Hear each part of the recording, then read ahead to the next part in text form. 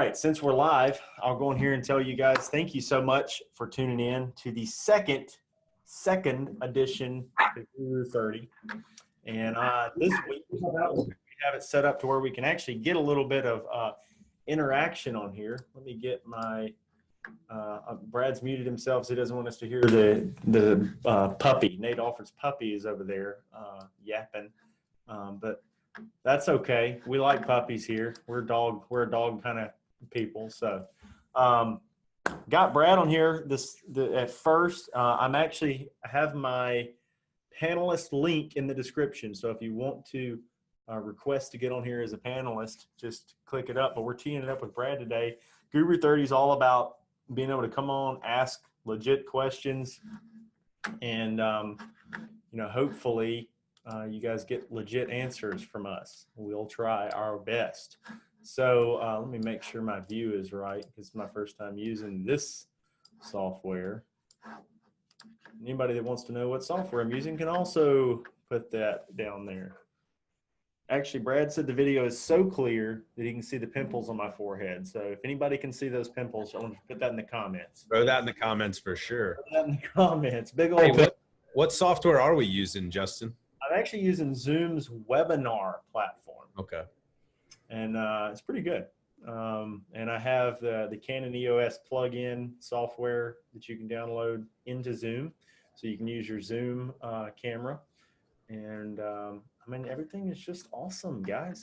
But yeah, if you want to get on here as another panelist, just click that link and it'll throw you in my queue. And then I can promote you to a panelist and add you in as we go. So I asked Brad if he could prepare some questions, and if nothing else, he'll ask something crazy and we can at least spitball about it, because we no, definitely. I shared this in Health Insurance Hustlers. So the first question I have pertains more to me. It's more of a selfish question, because when you got the guru on here, you gotta actually ask something that's going to pertain to you. I'm always trying to learn.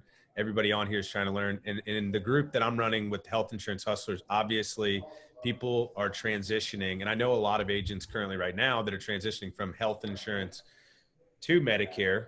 And I know you've kind of obviously done both. So what would your recommendations be to somebody that's done specifically under 65 health insurance to now start to leverage that book in the Medicare space? To Medicare. And I know you've kind of, bear with me just a second. All right. Yeah. So this is a really good question. We deal with a lot of people who are coming from the PNC side in the Medicare. We deal with a lot of people coming from the group side, trying to cross-sell that into Medicare. And the under 65 side, honestly, I think is the easiest one, because you're already used to dealing with these people on an individual basis. And so, the low-hanging fruit is definitely the T65s, which is, it's crazy to me how many under 65 guys I've talked to that aren't even like going after the people that are aging in the Medicare off of their book. People that are like, refer it away. It's so crazy to me. I mean, don't get me wrong. If you refer those to our office, we will take it all day long. It's one of my favorite referral partners. But for most of you, if you're doing under 65 and you're trying to hedge that way, the T65 is the low hanging fruit. After that, honestly, one of the things I would do if I was in someone's shoes that was doing that and I wasn't trying to just blow a bunch of money on marketing, I would probably go out there and start calling all my clients, no matter how old they are, and just letting them, and just checking on them, letting them know that you're Medicare. Because I do believe that the more of your customers that know what you do, I can't tell you how many times we've had customers that came in that bought a life insurance policy somewhere else, a cancer policy, something like that. And it's something that we sold, exactly something that we sold. And we just by virtue of them not knowing. And, those people might have parents that are going on Medicare. You might be surprised to find that some of your under 65 people go on Medicare before they turn 65 because they get disabled and they didn't know that you helped with that. And so there's just a ton of ways to market to those. Another way is, just going straight out and calling, telemarketed leads, direct mail leads, the same way that you're already building your under 65 book. I think that if you have the tenacity to call and deal with under 65 health insurance, in some ways, Medicare would be probably easier than that, especially if you focused on med sup for a little while. So I don't know if that answers any of that, but you might have follow up to that, man. I definitely do, because so one of the things that I train agents on when they're coming into just the under 65, and you say it's one of the easier, easier segments of the market, if you will. Even in that sector, I really try to advise agents to, hey, let's focus on one or two products. Let's focus on these one or two big players in the industry, and let's go after that business, and then let's start to add in the other stuff as we go. Would you recommend, and this can just be a short answer, would you recommend an agent that's serving mainly under 65 to just try to take care of the Medigap in the beginning, and then maybe transition into Advantage after they've done that for a little bit? Or I would just do both at the same time? I would say initially, a lot of it's going to depend on the style that you marketed in or marketed. If you were marketing under 65 over the phones, I would start focusing on Medigap, and then go ahead and take the AHIP for the value that it brings to you, as from a knowledge standpoint, and start cross selling the drug plans to your Medigap clients. But the reason I would do that is because first of all, the compliance bar is a little bit higher for Medicare Advantage over the phone. So if you're a phone person, that's why I would say that. Now, if you built your business, brick and mortar, or if you built it off of, going to houses, then you could probably have better luck going all in with Medicare Advantage. A lot of that has to do with the type of people you're dealing with when you market those ways. I tend to find that people that do business over the phone, you're going to get a higher percentage of them that are okay with Medigap, in most areas. Obviously, there are some areas, like if you're in Miami-Dade or, New York or somewhere like that, where you're going to get a really, really high, percentage of Medicare Advantage prospects, no matter what their income level is. But Medigap's an easy segue.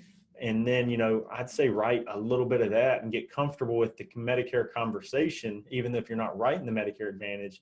And then once you feel like you're comfortable with the conversation, then start pulling out the Medicare Advantage. It's okay to crawl, walk, and run. You don't have to do everything tomorrow. We've been saying we're going to add P&C to our practice as a cross-sell our book opportunity and an additional marketing opportunity, but it's taken us about a year to set it up because, we're doing other stuff. It's not like we can stop. You don't want to do anything that's going to stop one thing that's successful and halt it in its tracks. You got to do it a little bit at a time so you can actually add it, and it doesn't, I don't want one opportunity to suffocate the one that was already working. I want it to be an addition to my practice. So, I don't want to tell somebody to do Medicare and they end up actually suffering in the interim because of it. Yeah. You and I had a conversation recently about that, just, with the under 65 being the focus, and the Medicare, full disclosure, even me, for fear of somebody out there, thinking that even Brad Hannon can't figure out Medicare. I don't do a whole lot of it. I don't. And it's not because it's not very financially beneficial. It's just, you got to keep the main thing. So yeah, no, I believe in riches and niches. I don't think I'm ever going to become a PNC shop, and I wouldn't say I'm becoming an under 65 shop. I do think that under 65 really benefits my guys. And I'll tell you, like, if you run an LOA shop, or you have agents, that are trying to make some money, if you get them to where they're selling a little bit of under 65, it can really pad their bottom line initially so that they can get to a more, livable wage while they're building that long-term Medicare book. I think, the old fable about the three little pigs and how they built their house, and I don't mean this in any kind of like disparaging way, but from the standpoint of building a house quicker, I think under 65 and life insurance is a way to build a house quicker because you can get it sustainable. But building a house with bricks, like the third little pig did, is the kind of foolproof concrete. And I would say that's more of your PNC and Medicare large books, because it's not in jeopardy of being torn down as quickly as, say, a short-term medical book or an Obamacare book that, maybe changes by law overnight, or a life insurance book that has no residual. Both have their place. And I was just talking to one of my top guys, Rob, earlier about how we need to be selling more life, you know, and we do, because I want to sell anything and everything that makes money. But I do think that, you know, those long-term, you know, smaller, more concrete building blocks to your agency or the Medicare and PNC, but you can build up a hell of a renewal stream pretty quick with the some of those other options. So everything has its place, man. I'm not a naysayer on anything. I just think that Medicare, anybody that's sleeping on Medicare as a possibility to their practice or an opportunity is missing the long-term boat. So, but yeah, man, what else you got? He's got a couple of ballers over there. Nate, I'm gonna phone a friend on this one and see what question Cody Askins has on. Do it. All right. What you got? What's up, bro? What do you got, man? Ask me a question, brother. I think why are agents when they get in the business, why are they so surprised by how much activity you have to put forth to actually be successful? And why are a lot of agents deep down, like their human nature is, they're kind of lazy, you know? Okay, let me tell you this, all right? If I recruit them into my office, the only surprise they have is how much money they make 6 months in, a year in, 18 months in. It's always more than they thought it was going to be. But if they're recruited in by some of the turds that are in the industry that don't set the right expectations, they're more concerned with the recruiting than setting the expectations. I like to recruit on, this is a get rich slow opportunity, but it is a get rich opportunity. Whereas Medicare, or whereas you know, a lot of the people like to do it as a get rich quick opportunity, when in fact a lot of those opportunities are duds, you know, really, other than just trying to bring in bodies. And I think that a lot of the recruiting mechanisms in the industry, based on some of the archaic models, like that one with the duck, it's just kind of like, bring it in, let's sell your warm market. If you make it, you make it. If you don't, who cares? I sold your family some cancer policies. Now I'm going to find the next sucker to sell his family some cancer policies. So I don't like any of those models or any variation of that, because I think that it creates, it's funny because it's twofold. I think the industry needs new blood all the time. So I thank them for bringing the agents in and forcing them to get their license and walking through and doing some of that hard work. But I wish that they could set the expectation of how to market, how to be a long-term, you know, insurance agent, and how to build a real career in the business, because it is a great industry when you work it. Now, I do think also that not everybody is a hard worker. And so I think a lot of people fail because they have a weak willpower and they don't put the actual effort forth that they need to make it in the industry. So what do you guys think? Yeah, dude. I mean, I've got a fun question for the audience. You know, Imano, JB versus BH, Justin Brock versus Brad Hannon. 30 days, and you both have to sell underage 65 health insurance just as much as you freaking can. Okay. This is like McGregor versus Floyd Mayweather, You've got to put up your new Benz. He's got to put up his new Rover, pink slips. Who takes it, bro? Who takes the cake? I don't know. I think we both come out all right with it. Dude, I think you would both come out. I think you would both a few $100,000 richer than that's we started, right. That's right. You both would freaking, dude. You guys are both so competitive that who knows what would happen. I mean, I guess I'd sell enough to buy myself a new Benz. Yeah, you guys would both smoke me. You would need to sell enough to buy yourself a new Benz, because I would definitely take you on that one. Let's do it. Let's do that. Let's do it. Let's put a little less stake in it. Because Okay, I do feel like the underdog. Let's say I get $100 million if I win or lose. I want the Conor McGregor deal. Yeah. When I just FaceTime Jackson, when I tried to FaceTime you, he had similar propositions. He's a businessman for sure. He's the businessman. So here's a thought. I was just thinking of this. My son is very like, very, very not like not a salesperson, I would say, but he's a business-minded person. So is there a difference between a great salesperson and a great business builder? Absolutely. Ooh, good question. Absolutely. Yeah, that's a strong question. Most people would naturally think not, but I'm telling you, like, I was always a really good salesperson, like a natural born salesperson. It's only been recently this year that I've tried to become an actual decent CEO, an actual decent business owner with 70 people. You know, And it's only been since today. I was today years old when I tried to become a businessman too, because I walked into Nate's house and I was like, I got to step it up a little bit, I guess. I can't just be a salesman like Cody likes to say. I can't just be a salesman. Dude, it is different. I mean, you have to, worry about other people. And it's funny because I don't have a lot of, I don't exercise a lot of empathy, and because I am that kind of gung-ho salesperson where it's like, I'm going to work really hard. I'm going to try to work harder than everybody else. And so as a salesperson, I was really competitive, and I was the top guy in most of the organizations I'm competing with or in. When I became a kind of leader and just kind of like morphed into that, and we've added more and more employees, it's become more about taking care of your crew, and they become like your team. And then I have a lot of compassion for, making sure that they're successful, and I feel invested in their success. And I know you guys do too, because me and Brad have talked about that.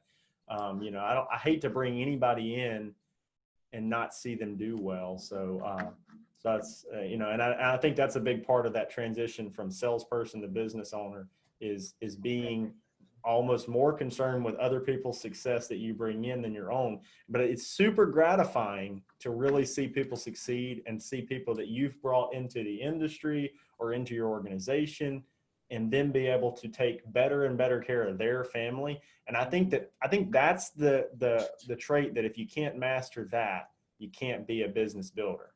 Or even high school friends, because I've got 3 or 4 high school friends starting with me in the next like 30 days, and I've never felt more pressure to kind of fine tune things than now. So that's actually tougher. I feel like there's 3 different like layers and levels. Like everybody wants to be a good salesperson. Being able to build and manage an unbelievable team and pull people up, like you said, dude, that's one of the toughest things. It's tougher than being a salesperson. Mm-hmm. And then actually being a CEO and a business owner and scaling a company is even harder. Having that, like you can be a selfish salesperson, and it's okay, because who cares? You're worried about me selling the most product. When you try to scale to a business, like honestly, there's been times where to build a team, my income goes down, but I'm trying to have that bigger, picture long-term where I build the team, and then the team can carry me up a little bit and carry us together. And then I start to go into another building mode. So it's kind of like, climbing mountains, man. But yeah, that's, I think that's a really good conversation, because a lot of these people ask me about scaling. And I do think that everything starts with a good mindset, and you have to be in that mindset when you begin to scale, because it's not just about you anymore. And so a lot of people they start talking about, what do I need to do to bring on LOAs? And I'm like, first of all, if you're going to bring on LOA agents, you need to have something to offer them. I mean, what are you offering? Because a captive contract in itself and $12 an hour ain't it, brother. Like, I'm not signing up an LOA unless I can feed them leads and office space, whatever it is. I'm more heavily invested in their success, And now an independent agent is a whole different model, but I still want all of my guys to be super successful. So, but yeah, it's a good conversation. I really think that's something that we could evolve on right there. It'd be a whole video on that. So are we going like 5 more minutes or so? Cause I want to tie it in with a question that I actually find myself kind of struggling to like train newer agents on. Let's go 3 to right over the top of 6. And then I'm going to bring on the next guy in my line here, which was Nolan. Oh, there's a next guy in line. Wow. I didn't know there was a next guy in line. I'm going to do a few more, but I was going to start it off, and then, you guys were dropping good. We had some good conversation there going. So it's not like I have to make it through everybody, but I wanted to bring on a couple people. That's kind of what this is about, bringing on people and allowing them to answer questions. I love it. And that kind of stuff. All right. So one question, because this is something that I'm trying to incorporate too into just even training a brand new agent that's, let's say, not even hardly, just out of licensing, just starting in insurance, whether it's Medicare, whatever, right? It's easy when you're Justin Brock or Cody Askins to come onto social media and train on all the things that you've learned and all the things that you know and all the things that you've done. But for a new agent starting out, right, tying it into kind of social media, brand new agent, Medicare, health insurance, life insurance, doesn't matter. What's your recommendation to getting started with social media as it pertains to, growing your book of business? Okay, so getting started with social media as it pertains to individual consumers. Yeah, I struggle personally, just even kind of letting them know where to start, because they're like, hey, I don't even know what to put out there. Like, we'll put out what you do know, right? So you got to start somewhere. My initial walk is probably different than a lot of people. I didn't start setting up like lead pages. So I came in and I set up my business. My dad had an agency, or it wasn't an agency. My dad was an independent agent, and but he had marketed under that name, Bobby Brock Insurance, which we kept as a legacy because I continued to even market it for years after that. And now that he's retired, what I did back then is I created him a Facebook page, but basically back then, any leads that came through him, he didn't pay me anything on them, even if I sold them. So he was like, "Oh, that's mine," So I was like, "Well, shoot, I'm going to go market myself. I have to go. I can't. I got to make my own money. I love my dad, but I got to make my own money." So I started going through and creating my own page. And I didn't know what to call it at first, so I just created a Justin Brock like page, like the fan page for Justin Brock. And one of the funny things about a Justin Brock fan page was, I've told other people this, and they're like, "That just seems so vain." And I'm like, I don't care. I wasn't doing it to be vain. I was doing it to have somewhere to create ads from. And in the process, I was able to get a lot of people to like it. It was easier than getting them to like a business looking page, because it was like a real me. And I would share all kinds of stuff on there, family photos, everything, to get traction.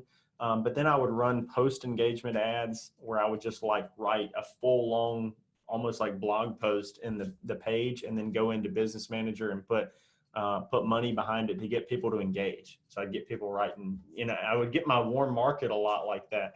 But then over time, I learned more about other ad sets, lead ads. If I was starting all over right now, I would do what I'm doing right now on the agent side to consumers.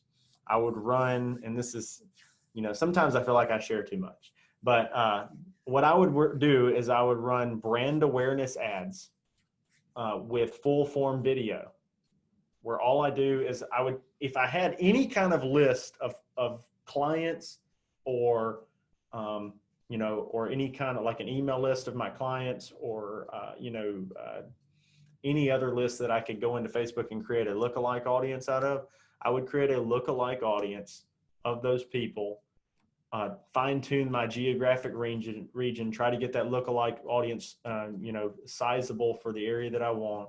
I would create a brand awareness ad, and it would be a video, and I'd be trying to create video viewers out of this ad, 10-second video viewers. I would be doing a video view that was just not a video views ad, but a brand awareness ad. And I would just be getting them to watch me talk about, Medicare, health insurance, whatever it is I'm pushing. I'd make multiple ad sets probably. And I'd be doing $5 or $10 a day into it. If I'm just starting and I have no money. If I have a little bit of money, I got some renewals, I'm doing $25, $30, $40, $50 a day. Then I'm pumping in to get this target of video viewers. And then I would go back in and do a retargeted ad that would be a landing page conversion campaign. Once I created an audience that was the second audience I would create would be video viewers who have watched that video for 10 seconds. And I would retarget them with landing page conversion campaigns. So I'd have to go in and look to set up pixels and all that. So there's a lot of technical crap in there. Some of you know more about that than others.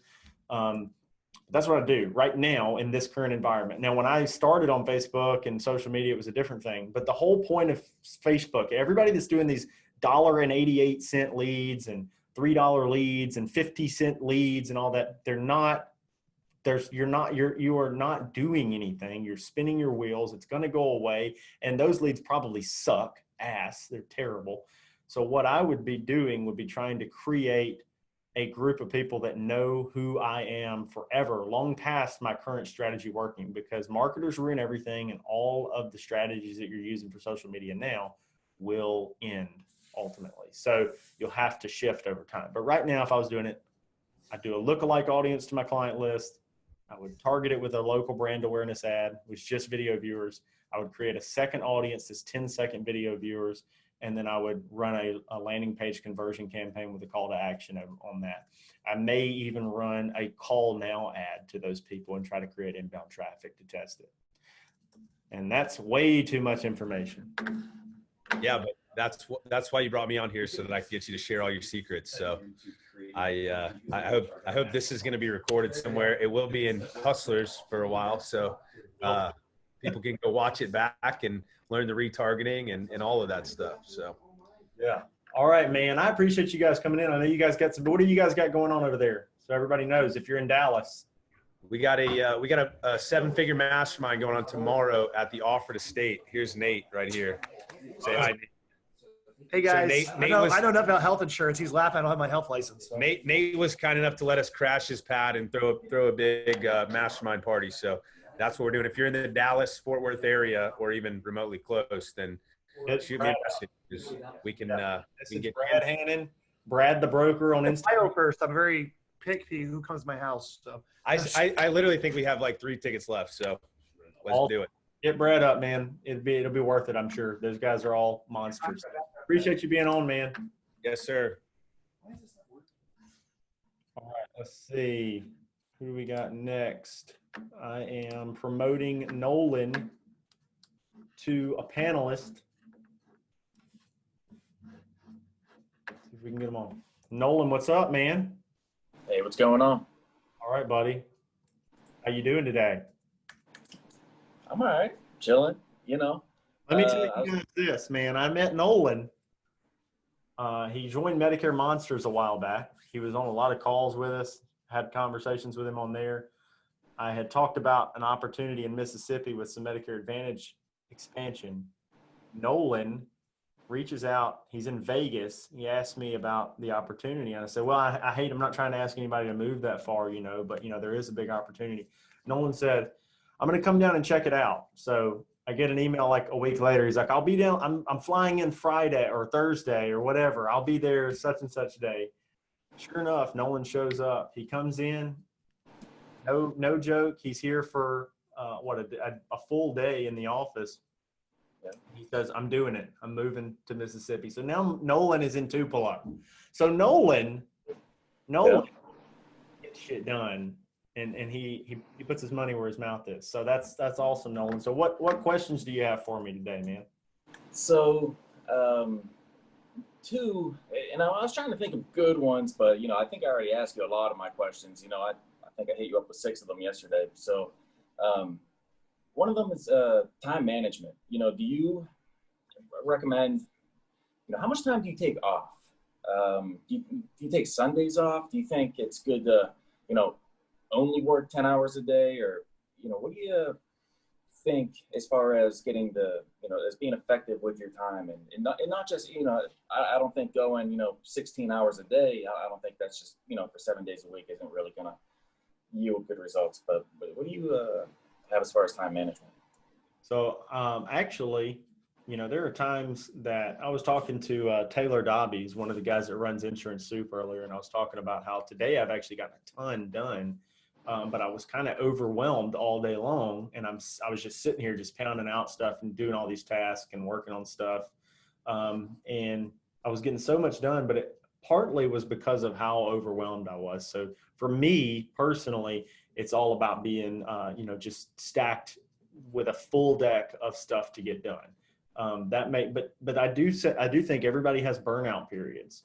I used to have more burnout periods when I was just an independent agent, because I didn't have the energy to feed off of, you know, everyone out here. I had a friend when I was in the Marine Corps, and he was like a heavy metal band singer. He used to talk about when he would get up and sing on stage, like how much energy you would absorb off the crowd. And so for me, it's like having other agents around and other, people that are motivated to better themselves and work hard, that have just, good goals and aspirations and a positive mentality. That feeds me. So that helps me avoid a lot of burnout. I do like to, I actually feel myself having to focus more on time management to make sure that I spend some necessary time with my kids and do things that that I don't want to look back on and be like, why did I spend more time with my kids, or my kids think I'm an asshole workaholic. So I'm trying really, good to commit like that, at least weekly, really quality time to that. But then and before COVID, I used to go to the movies. You can ask my wife. She hates it. She hates the movies. But I like to go into the movies for, a full day in the movies of, not a full day, but I'd go in for, those big epic movies. It'd pretty much be anything. Like I went and saw A Dog's Way Home or anything that's out that's halfway decent, or even a kid's movie I would take my kids to see, because there's something about going in there, getting big buttery popcorn, candy, and Coke, and pretending like calories don't exist in the movie theater and watching a movie. It's like an escape. Like I don't have to think about anything for that 2-hour period. That's about all I need, is that kind of reset. I don't watch a lot of TV at home because as soon as I turn it on, I go to sleep. We'll turn it on at like 9:30 and I fall asleep. So it's that one little reset there. I play a little tennis, and that seems to be a really good, escape. But I really just need those little reset periods. And I'll be honest, I wake up in the morning hungry for this. I wake up in the morning hungry for work. I'm hungry for talking to agents, helping agents, doing as much as I can. And people that think I'm not reaching out or getting back to them fast enough, it's not because I'm being lazy. I'm trying to get back to everybody because I truly enjoy it. So I think that if you can find a way to just truly enjoy all of it, you don't even have to worry as much about time management, but do have those small little periods of disconnect to, reset your brain, I think is very important. Yeah. Like whenever all your time's on doing contracting and setting aside sales for a week or two, and it's like, that's not my passion, No. I'll You got to put it that way. Hurdles to get to the passion. Yeah, I know. I'm just looking forward to, getting past this little hurdle and, going from there. Oh, it's almost, It's almost over. The hard part. Right. I know. And then one other question. Do I have time for two? Yeah, go ahead, man. All right. Just as quickly, as easy as possible, signing up for A and B. I know I've heard this in the past, but just a quick reminder, and it might help someone else.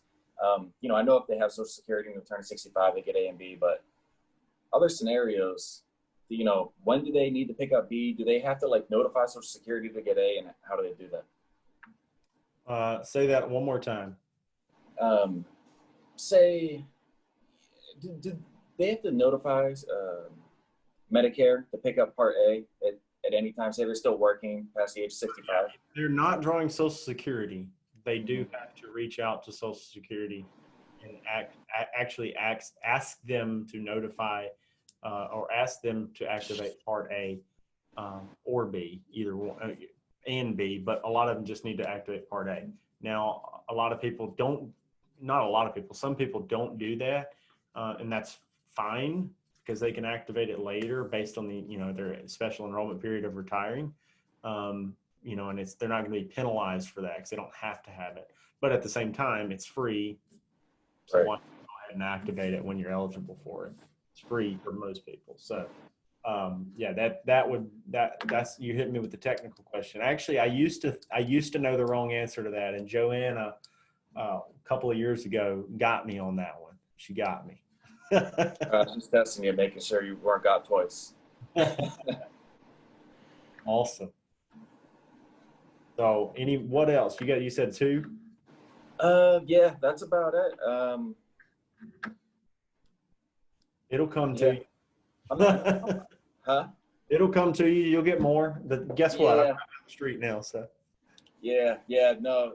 I mean, I guess, the second half of that question is, as far as the Part B, I know they reach out to Social Security, but is it best to do it online? Is it best to call in? And I don't know if this is right. It's been a couple of months, but is it like form like something 40 or something? Pre-COVID, we have a really good office where we're at, and so a lot of the time we're marketing this area, I would tell people to go to our Tupelo office because they're really good. I've told people to go to the Social Security office in other areas, and they got terrible advice. So we're just really fortunate with our office is really good. Now, there for a while they were closed down, so I did help some people do it online, which we have some videos on YouTube that show you how to do it online, set up their Part B and all of that. And they can always call. I loved having people go in because if I told them to do it online, I hated the idea that they might think they had finished it and they didn't, and it screwed something up. So, yeah, I'm gonna say in person is best, on the phone is second, online is third. And online is only good if you're helping them do it. But again, it's the extra mile, but we historically haven't done that unless somebody really needed it. And during COVID, a lot of people did need it, and we did help facilitate that, or at least help get them in the right direction. If you could just reiterate, you said 1, 2, and 3. Going to the office is 1. I like in person the best. Okay. I like on the phone second, and I like the third to be on the internet. All right. I like when you have a person involved in it. Sometimes they make sure that it really gets done. So. All right, man. Yep. All right, cool. For role playing? Yeah, I'm ready.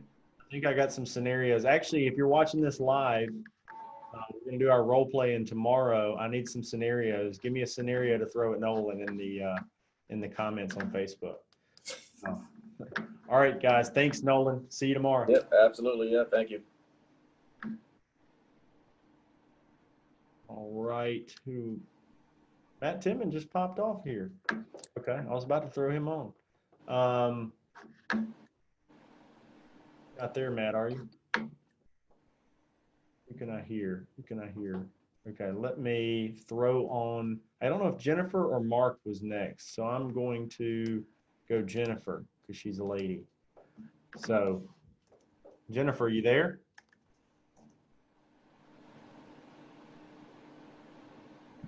Let's see, Nicole. Manage participants.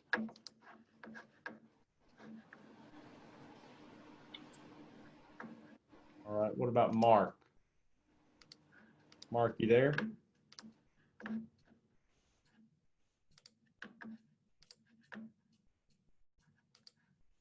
Tell you what, I'm gonna put all these panelists on. Steven, what you got? You put something in the comments here from some of the questions on Facebook. Hey, can you hear me? Hey, Mark, there you are. Hey, yeah, it took a minute for the Zoom to load, so. Oh, that's all right. Man, what kind of questions you got today? You got a video? Yeah, there we go. There you go. What's up, man? Hey, I'm good. Thank you. I'm kind of surprised to be on here. So I've been doing, also, by the way, I made that offer to people in the Guru group about helping them with their Facebook banner. So if anybody needs help with that, just let me know. I'm happy to help. I did 3 of them over the weekend for members of the group, and I'm doing it for free just as a way to add value to the group. So, Awesome. We sure appreciate it. Hey, so I've been doing supplements and ancillaries now for the past 18 months or so. I've been an insurance agent for over 15 years, but just got into the senior market about, like I said, 18 months ago, working for an agency, and we were only doing supplements and ancillaries. So you made a comment earlier about some compliance things having to do with MA, and I was hoping that you could expand on that. Things that somebody that knows supplements and ancillaries up and down needs to be careful of, right? Because right now I kind of don't know what I don't know when it comes to MA plans. And how do you market right now? Yeah. How are you marketing right now? You're marketing through you're doing things over the phone, or? I'm actually we're standing the agency up right now, my own agency now, and we're going to be using Landon and Cody's group to to help get us started on the marketing side. So I think we're going to be generating leads initially from Facebook, and then concentrating on the website and standing up a site as well. So we're going to be building a few pages each month, and building that up over time, and that So, kind of are you going to try to close over the phone, or are you going to build more front? Yep. Okay, so more phone. Gotcha. Yeah, 100% over the phone. I'm not into this windshield time stuff. That if somebody says they need a face-to-face, I just let them go, and somebody else can drive to meet with them. Gotcha. Gotcha. Yeah, no, awesome. So I say that because a lot of the marketing side kind of ties into what would make the most sense for you to do, with Advantage plans and all of that. So, I mean, there are compliant ways. There's a ton of misinformation, both good and bad, out there about compliance. Some people are just like overly pushing compliance ideas that are outdated. Some people are pushing, ideas that are not compliant at all. But really, what you want to do is make sure that you're coming to people from a position of education and trying to get them to opt into things that are related to Medicare or Medicare Advantage from the get-go. If you're going to be selling Medicare Advantage, we like to market for inbound calls. Even if you're on Facebook, you can try to market for inbound calls because a lot of that is easier. Now it's harder. It costs more to make that happen. But using branded approaches, like I was talking about earlier when we said local branding ads or brand awareness ads, a lot of times it help create that influx of inbound calls. Now, if you're doing, say, a non-inbound call type of scenario, and you're just doing leads, you just need to make sure that you're not falling into that bait and switch mentality where you throw up an ad that's talking about Plan F, and then you instantly kind of going into trying to switch them over to Medicare Advantage. Now, we're kind of leaving that up to Landon's group, right? And we're using Samson and ProDash.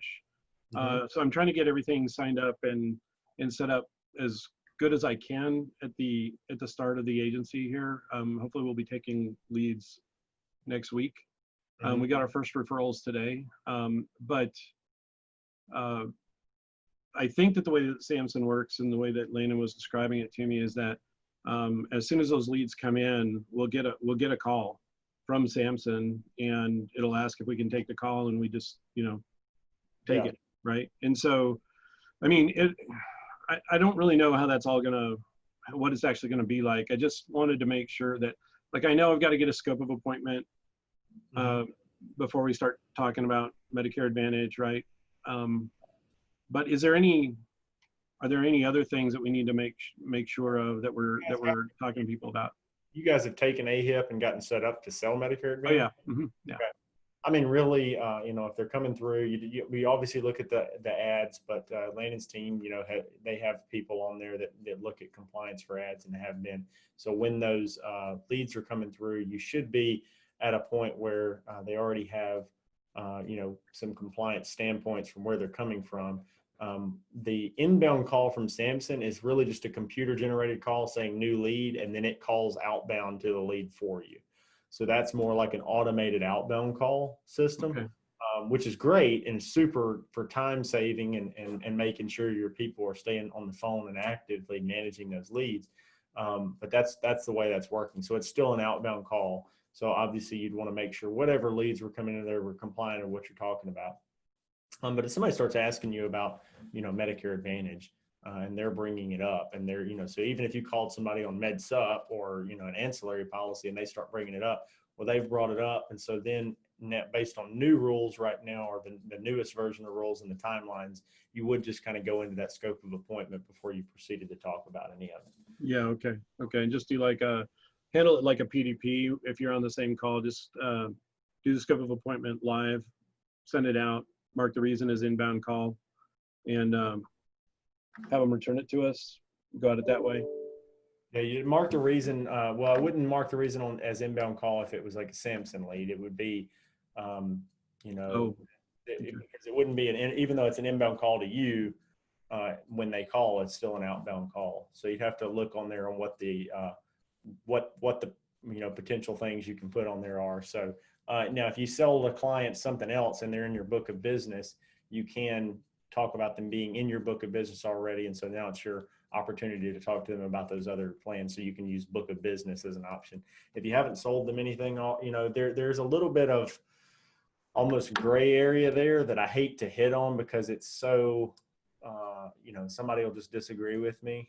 And so you kind of have to have like a, come to Jesus meeting with yourself about where that gray area is. And I mean, hey, you're welcome to give me a call after the meeting here. And, yeah, well, that's kind of where that is. So we'll leave that compliance, thing there because the thing is like most people are on one side of that question, but there are other people out there that like they study compliance more than they write applications, and they like to, get a little testy. So I want to avoid, having them go ham on me on the internet, the keyboard warrior stuff. So, so we'll leave that compliance question at that level, that we've just gotten to.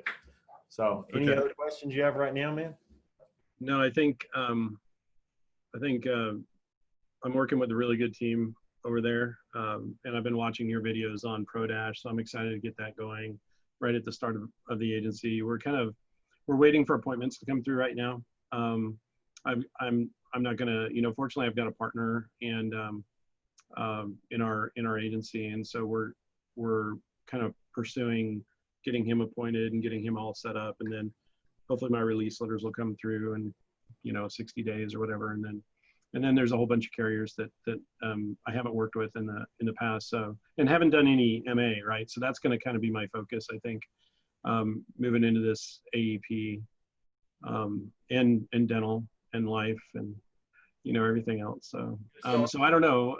I appreciate your time very much, and I'm thinking about joining the Guru group, and hope that I guess that would be a question. So what would your advice be to somebody that's been around and been a long time agent and understands compliance and insurance and understands the over 65 market, maybe a little sketchy on some of the Medicare Advantage stuff or vice versa on the supplement stuff? Does Guru hold value to that type of agent, or is Guru primarily just for newer agents? You mean like the Medicare Monsters program? Yeah, not Monster, because I can't do that yet, man. I'm trying to stand up the agency. No, I understand. Medicare Academy is definitely for an intermediate or beginner agent. Right, the Academy. I think that's what I saw the ad on today. Yeah. Medicare Monsters is more of it's a scaling platform, where we're talking about everything in there, and it's live group coaching. So there's a lot more that goes into it. It's why it's a more expensive thing. There's a lot of time commitment for us. But on Medicare Academy, we're adding 11 new videos this week to it. And it's got a mountain of content that's more organized with technical information, as well as more and more lead reviews and, all that kind of stuff that would help you out. And I just kind of look at it as an index of when you have questions of somewhere to go, other than just going straight into the Medicare Gurus group and asking. That Medicare Academy is going to have some stuff that we don't put out there, in the ethosphere. We have to reserve some kind of content for that kind of platform. So, but I think it's very valuable, and it's very inexpensive too. So that will kind of priced it to where anybody can get in there. Sounds good, man. Thank you for your time. Yeah, thank you, man. All right. Let me see if I got anybody else on here. Let's see. I don't know. So I wasn't paying attention here. Steven had to leave, so he's not telling me who was in here next. Christian. I don't know if it was Christian or Betty, but I'm going to go Christian on this one. I think he popped in first, but I may be wrong on that. Let's see. Christian, just promoted you to a panelist. Christian. What's up, everybody? What's up? What's going on, man? I had to get in on this and poke a little bit of knowledge out of the guru's brain. You got to get in. I'm trying to be an open book at my own expense. What's up, buddy? How was your day? Did you close anything? Oh, not today, man. I was so I got this annoying thing going on where we request WellCare to send out contracts to new agents, and then they never get them. Ah. So that's been very annoying today. Just been trying to get contracts in order for agents. We got a bunch of new agents coming on this upcoming AEP, so trying to get them ready, you know. Contracting sucks, man. It's the worst. That's the So. worst. So here's my question for you, Justin. What would you say to maybe, and this is more something that I think would be tailored to somebody that's been in the business a while that maybe just started putting more of a focus on recruiting this year? That would be me. So in years past, we've had a minimal amount of agents. This year, we have a lot more agents than we've ever had before. And I want to make sure that I'm balancing supporting them this AEP, but also keeping up my normal level of production. So how do you guys handle that? So one of the things that we've done this year, and I think it's always an evolution. Every year it seems like we grow our net. I like to act like we're on a fishing boat and we have this big net, you know. And every year I upgrade the fishing boat and I upgrade the net, and we still seem overwhelmed. So and we do more production. But I think the problem is as we're growing it, we're effectively growing our marketing reach and our potential to do more in our downline, and you know, and by the efforts of all involved, you're able to reach out and touch more people. So it gets overwhelming. One of the steps that we're taking right now is, you know, we've from within, we're trying to add staff members to take and alleviate the burdens off one staff member so that they can focus on helping the next staff member who I've promoted to be more contracting, right? So I'm having that staff, some of the more experienced staff, start focusing on contracting to help me out with it, as well as starting to build in managers. So like, you know, Nolan that was on here earlier came to the area, and one of the things we're trying to do is get him to help out. He's had a successful AEP in the year and was in an area with a higher Medicare Advantage availability than we have here. So we brought him here. It's a good time in his career because he's still fresh, but he has that little bit of padded experience on MA that my guys don't have that are field agents. So I brought on a lot of local field agents, and those field agents are being trained by Nolan. So I kind of build him into the equation to pay him for their production as well. Then that just takes, so that way in AEP, which I'm sure some of them will be reaching out to me too, but it gives me another point of contact that maybe is not quite as busy as I am. Then, you know, people like me and you that are trying to keep production of content up because it becomes addictive. It's like getting a tattoo, man. You know, people say you get a tattoo and you're like, I want more tattoos. And sometimes you don't even know why. You don't even know why you want more tattoos. You're like, why do I want this? I just want it. Why do I want more videos out there? I don't know, man. I just like it. I like sharing. I like hearing the stories of it helping people. And so I got to keep that up during AEP. Luckily, I freaking love it. So it's okay. But, you know, another thing that we're doing, and I'm really excited about. So I'm going to tell you, this is breaking news. I alluded to it earlier today. But we, next year, in January, February, are getting a house, and we're going to call it the Agent Hype House. Like TikTok has a TikTok Hype House. We're going to have the Agent Hype House. We're going to be taking applications of people that want to come here for 30 to 60 days. We're going to fine tune some of the details. But we're going to, basically they come and they be part of our hierarchy as independents, but we're going to, you know, use this house to bring them in where they can live here, work our area, go out with our trainers, go out with our people that are a little more experienced, work in the office, see how the office evolves, work the phones. They can do every aspect of it, decide how they want to proceed, but learn it in an environment. Because we're doing a lot of it. We have brick and mortar. We're bringing people in to help. We have phone sales. We're selling over the phone, even multiple states. And then we have field agents that are going out and beating the streets. Because I don't think there's a right way. I don't think there's a wrong way. I think there's just ways. There's more ways than one to skin a cat.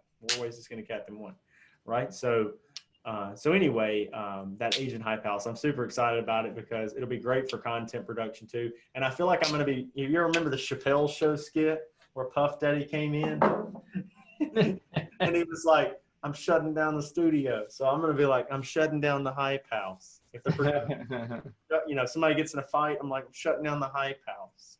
That's awesome.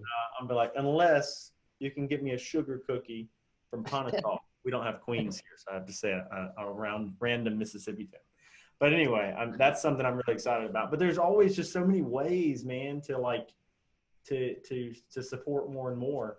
But the moment you think you have it figured out and you've done this amount, it just grows. And the more people you bring on, the word of mouth of agents, when you treat them right, they're recruiting other people in. Sometimes they're not even recruiting them to be in their hierarchy. They're recruiting them to you. They're like, go work with Christian. He's good. He's helped me. He genuinely cares about it. He's not some mega hierarchy. He's just a guy that's doing some production, wants to show you how to do some production. And people like people that are just a couple of steps ahead of them. And sometimes like the biggest recruiting houses out there never even went through those steps. They just went straight into mega recruiting house. I'm not saying they didn't struggle to get there. It's not like you throw up, hey, I'm recruiting now and everybody signs up with you. That's not, we put out a mountain of content and we're still nowhere near like these, mega recruiting houses that are just cold dialing everybody. One thing I think that they do is they get girls to recruit guys, and guys are pervs. And that's how they recruit a lot of their. So that is so true. Like, I would say 8 out of 10 people that call me, recruiters that call our office, they'll be calling for myself. They'll be calling for someone else in our office, and they're always girls every single time. Like these young girl, and then I see them like posting. They'll have like recruiting profiles on LinkedIn or Facebook, and it'll be like young girls. And I'm like, do you even sell insurance?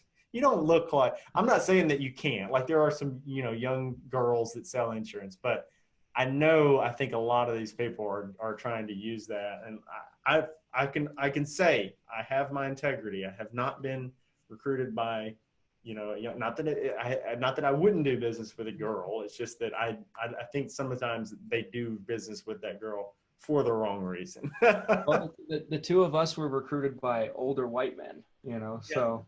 Yeah, exactly. Old white dudes. Yeah. One thing that we started doing today that I was curious if you guys were doing at all is like last AEP, keeping up the level of content, because you mentioned content, keeping up the level of content that we've grown accustomed to putting out was challenging. I was coming in on Sundays and doing the week's worth of content and just kind of letting it go up throughout the week and pre-scheduling it. One thing I started doing today is I thought we would start for this week and next week when we have time, pre-record like 3 months worth of content.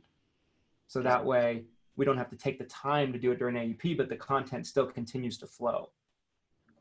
Yeah, no, I agree. I think that we're going to do that too. I have hired a video guy, my guy Cedric Freeman. Some of you see him posting in Medicare Gurus, and he's getting better and better at it. It's a learning curve too, because he's more of a photography and videography, basic background, and we got him doing all kinds of stuff now, like setting this kind of stuff up. But he loves it, and it's cool to have somebody that you can have help do that. A lot of what we do too is just record long form content that we're able to chop up, when we're having those periods where we're busy. Because I meant to sit down with him and do 2 or 3 videos today for Medicare Academy, and I just got tied up. I did accomplish a lot today, but I didn't do that. I'm still talking to clients. Like that's the thing is like a lot of the big personalities out there aren't really talking to clients anymore, and I'm still doing that. I'm probably not as much this year as I was last year, because that's the goal, right? Try to get more and more agents that are doing well so you can build yourself out and be more visionary or operations. But I also want to stay really polished, because during AEP, we need everybody we can get writing as many applications. Plus, nobody can write as many as me. So, it's like 3 agents to replace me. So actually, I'm starting to write more. I had taken during the summer, I wasn't writing a lot, and I had my team writing a bunch, but I'm starting to try to get back in there in the groove, because I don't want to like hit AEP, having to go full-fledged and feel like I'm out of the loop on stuff, So, yeah, man. I love it. All kinds of stuff. I know you you get some of it more than most because you're doing several of the things that we're doing too. You simultaneously, it's a lot to juggle. Yeah, for sure. Like, I mean, I feel like I take on way more projects than I can handle at one time. Yeah, no, I get it, man. I mean, it's a good problem to have, but you know, it's never a bad problem to have if you got to pick one, but like it's about kind of maintaining and keeping it up, you know. Yeah. No, for sure, man. Actually, Tracy threw a question up here. Let's see. I'm gonna see if I got some questions I can throw up while you're on here. This was a while ago. I missed it. It's under the Q&A thing. I didn't check this tab. Tracy Lonesbury? Yeah, he said, I have noticed that many agents feel like they want to be different and find the hot new thing that is going to make them rich quick. In doing this, they lose track of the one thing that makes them successful, picking up the phone and making sales. Why do you think this happens? I've seen this. I mean, I juggle with that whole, you know, ordeal of shiny object syndrome, you know, where I'm doing things. I think that you can pick up new things if they complement what you're doing well already. Like I was talking to Brad earlier on here, you know, he's doing under 65 and he's doing it really well. So, you know, while I think he should be offering Medicare, I think he should slowly offer it to supplement what he's doing and then maybe hire. So one of the things we've done, like we want to add PNC to our agency, but it's more of the fact that we're a large business now and I'm getting other people in the office and hiring people to do that for us. It's not like I'm going to sell it all. I only have so many hours a day. If I was just a personal salesperson, there's only so much crap I can sell, you know.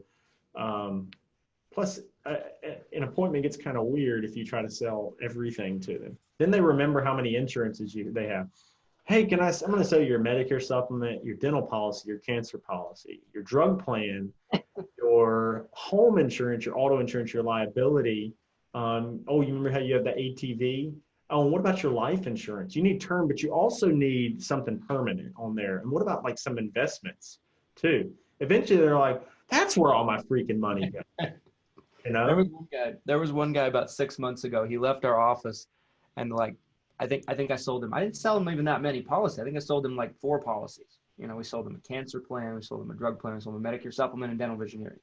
Yeah. And he comes out, you know, and it seemed pretty cordial. And he's walking out and I hear him talking to our front desk girl up front here as he's leaving my office. And he's like, yeah, he milked me pretty good today, didn't he?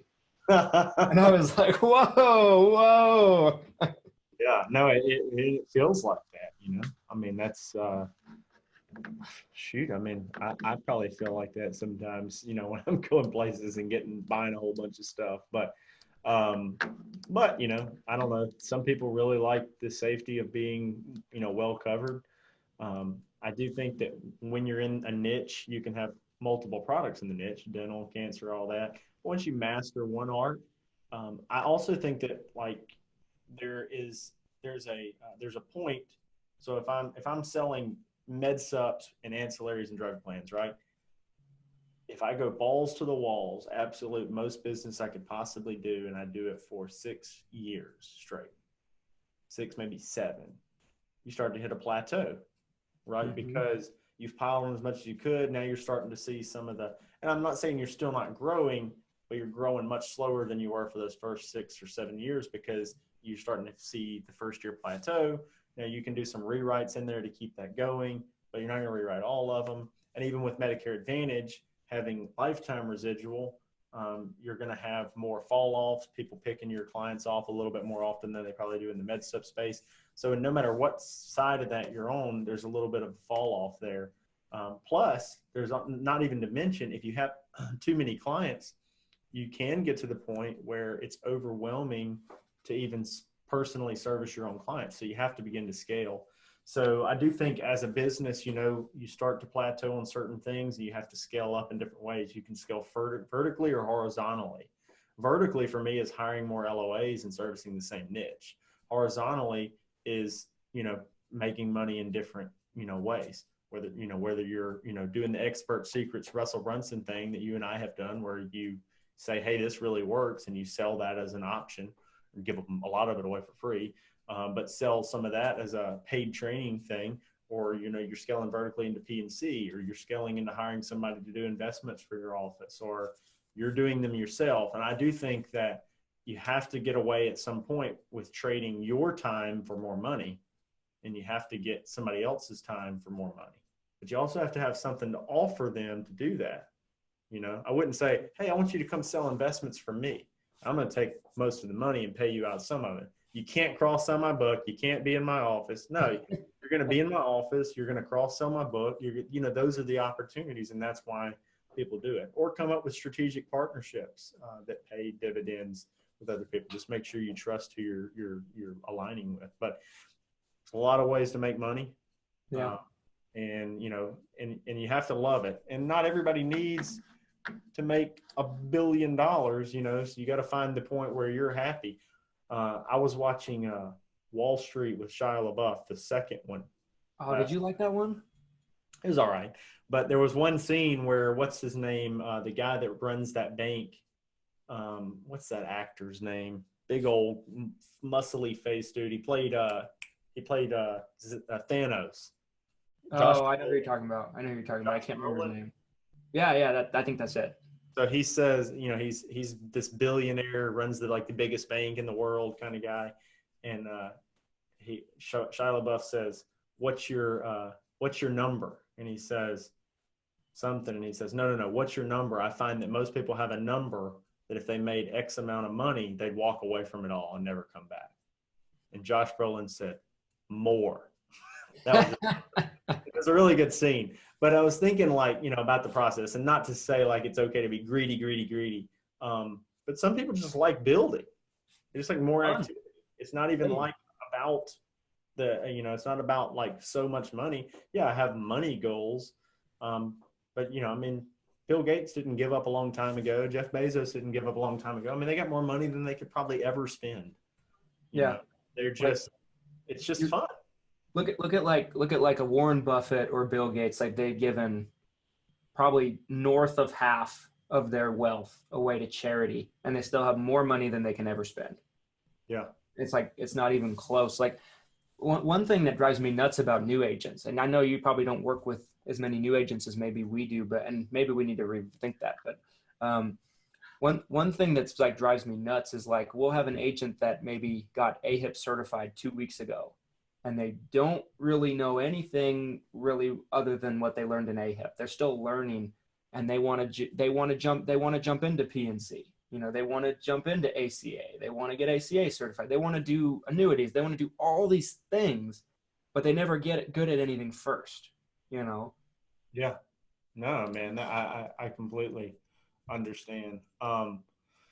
It's, I don't know, you know, and I think there's a problem that I see with new agents, that they want to know every intricacy before they even start selling.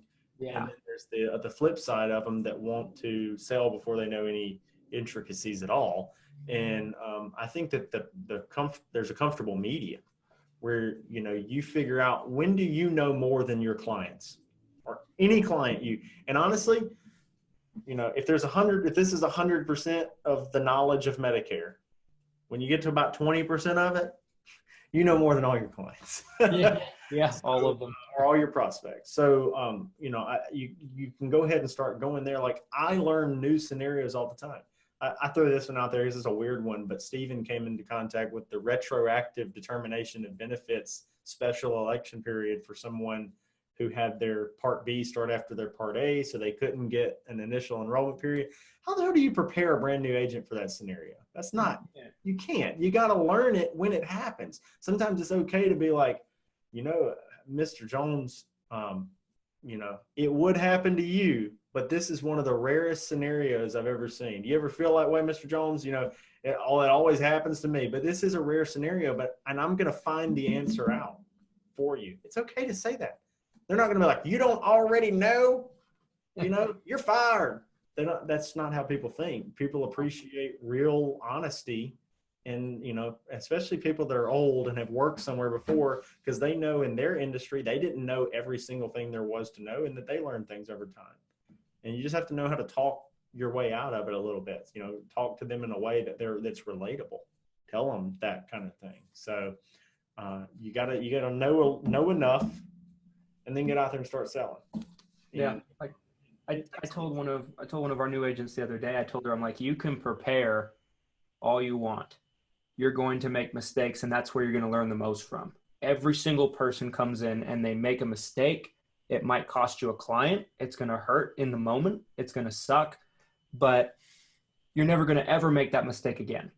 Yeah. And it's good for you long term. You got to. And it's better to make the mistake on, you know, with the openness, talking to a client, but like, this is my first situation like this, but we can work through it, and then kind of stumble through it with them. Then to be like, yeah, I know this one, and then just bullshit your way through it and then mess it up. And they'll be like, you said you knew. So if you can present it, you know, well, and talk to, you know, and just be real.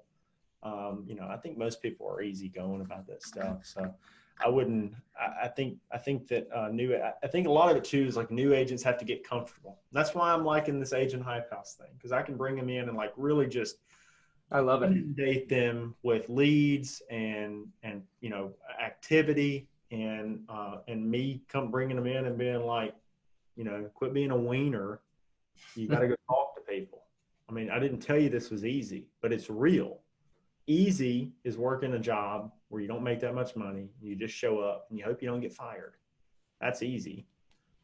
This is a real scenario. One of the best things you can do is decide that you're confident that you can do it, and not that, you know, and decide that you're confident that you're the best person, and get that level where your confidence is, I'm the best person to help this person through this scenario.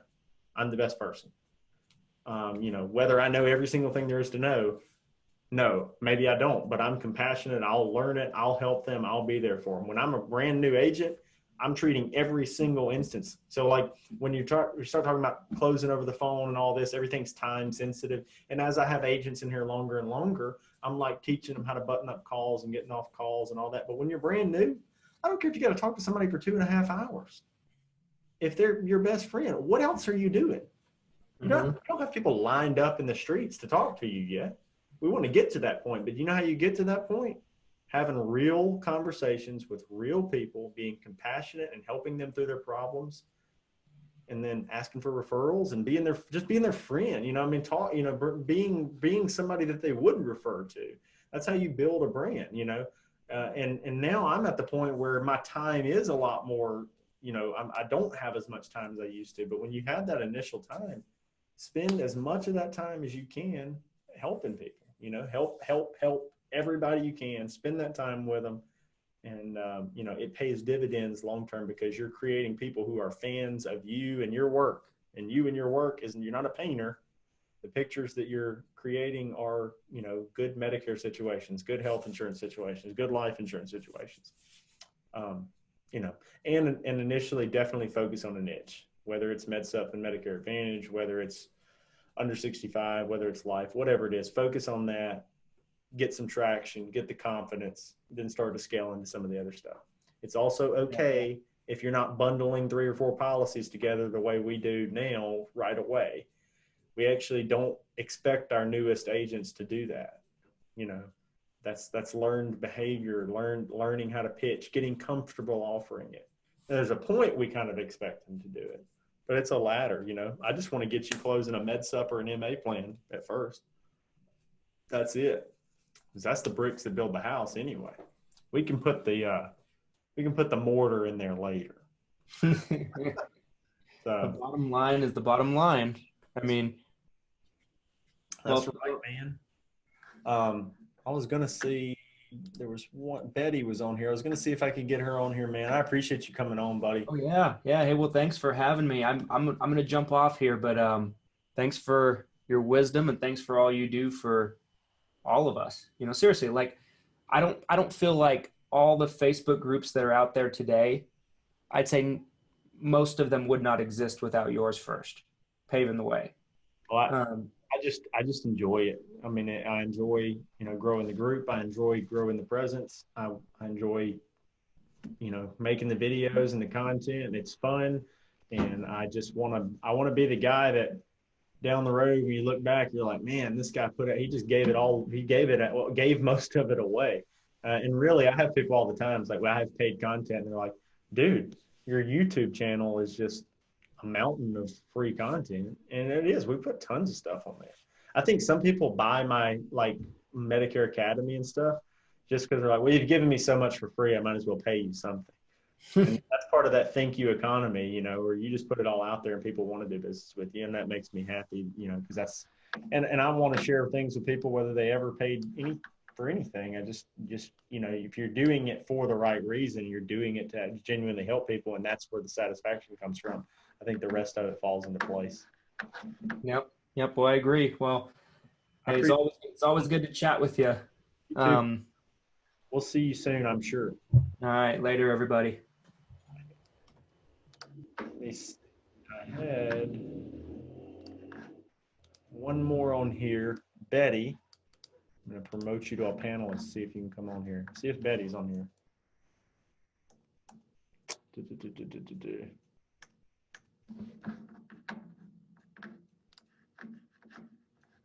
You there, Betty? I'm here. How are you doing, Justin? Good. How are you? I'm doing just fine. It's an honor to meet you. I've been watching your stuff for a while. When I seen it come up on Facebook, I just jumped onto it. Great. I am a new agent. I've been an agent for about 2 years. I'm in the middle of contract negotiations right now.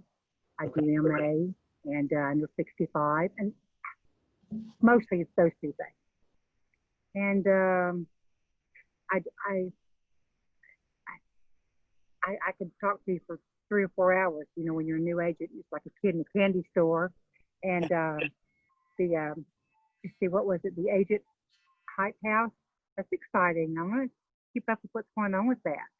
Yeah, that's what we're excited about. I think it's going to be really fun. I think it's going to be great. Where are you located at? Tupelo, Mississippi. Well, I've got family in Tupelo. I'm down here in Chattanooga, Tennessee. All right. We know some agents up there in Chattanooga, too. Oh, great. But I'm working on contract negotiations right now, and the company I worked for, we left the company he was with last year and went to a new company, and I thought it was a big bad mistake, and it was. So we're kind of stuck to the first of the year. Right. And I'm just trying to find the best way to get leads here in Chattanooga and the Georgia area, and because right now things are just like cold, and I need things to get hot. Yeah. No, I understand. So what kind of leads are you doing right now? Well, we are nothing at this very minute. We worked with a guy from Mississippi, KTL is the name of his business, and he was really good until COVID started. When all this COVID started, it just put a stop on everything, except for call-ins to the office. And I don't know what we're working on at the moment. I know that we'll get some help with Humana. The company that we're with has said that they would put in the same thing that we'll put in. I don't know how the leads, I don't know what kind of leads they're going to come up with or what we're going to do. I just don't know. Yeah, no, I understand. Mm-hmm. I'm just a big believer in marketing in a way that gets your name out there and over time, builds as an expert. I do tell people a lot, and I have a video on YouTube called Starting from Scratch. And a lot of what we tell people to do initially is the direct mail path, because there's the lowest threshold to entry is to be able to get those direct mail leads and get out to people's houses and work them. I do think that is one of the easiest ways to get in. But all the while, I really like anything video, radio, newspaper, Facebook video, anything like that. No matter what you can spend, if you can get that name out there. Right.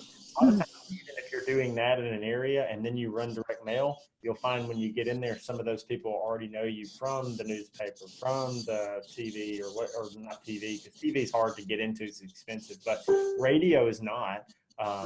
Newspaper is not. Facebook video is not. Facebook's more of a technically hard, but money-wise, it's not very difficult. Right. So any of those types of things, even if they just pay for themselves initially, they're building a book for you to where you can get in the front of more people and actually build a following of people that you view you as the expert in that niche. Yeah. So I do think that any investment of time or money or energy into it needs to be something like that, other than using direct mail strategies to make money in the interim, because it is profitable. But those clients typically are not, in my opinion, not as good of a long-term client.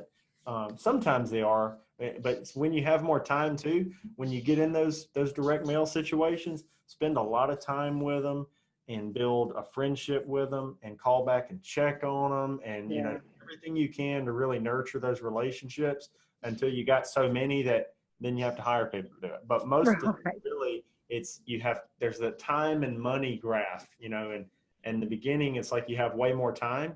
So spend that time in front of people, real people, whether it's business owners that you're creating relationships with for referrals, or whether it's the client themselves. When you get in front of one, when you find one to talk to, you spend tons of time with them, make them your best friend, because referrals are really going to be, what builds a strong business.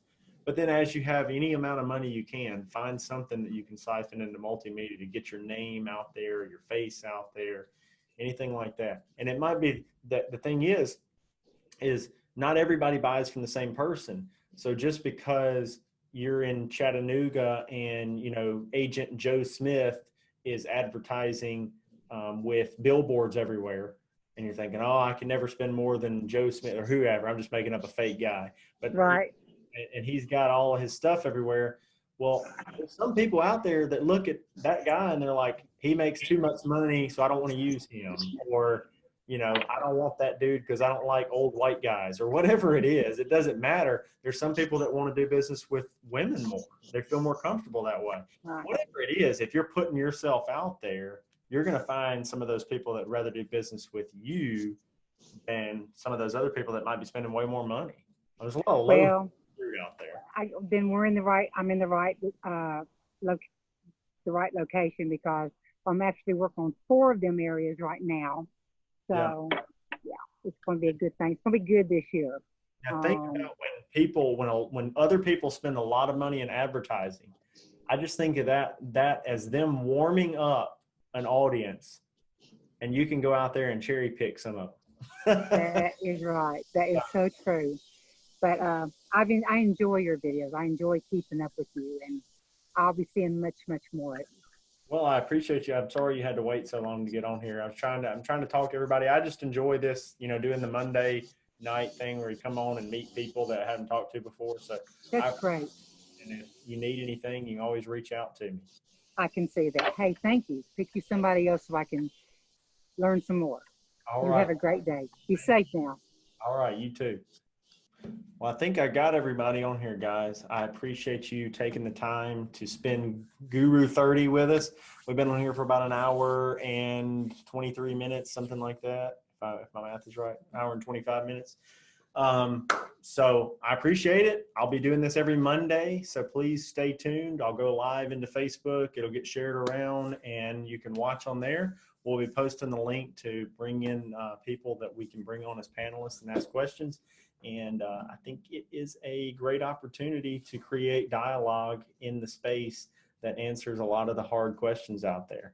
I know I might have dodged one with compliance, but those are some gray areas out there that I have trouble hitting on, because it's hard to even get a straight answer out of the carriers on some of that stuff. So, all right, guys, I appreciate it. I will talk to you soon. As always, if you need help, reach out to us on Facebook.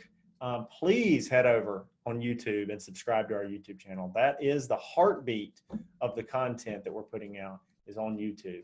So please get over to YouTube and check out the channel. It's youtube.com/Justin Brock. You can subscribe there. You can also follow us on Instagram at the Justin Brock. And that's it, man. You know, we're actually going to throw up, actually, as soon as I get off here, I'm going to throw up the first episode of the GURUNOMICS podcast as well. So putting out tons of great stuff. I hope you guys are digging it. And if you need anything, let me know. Talk to you later.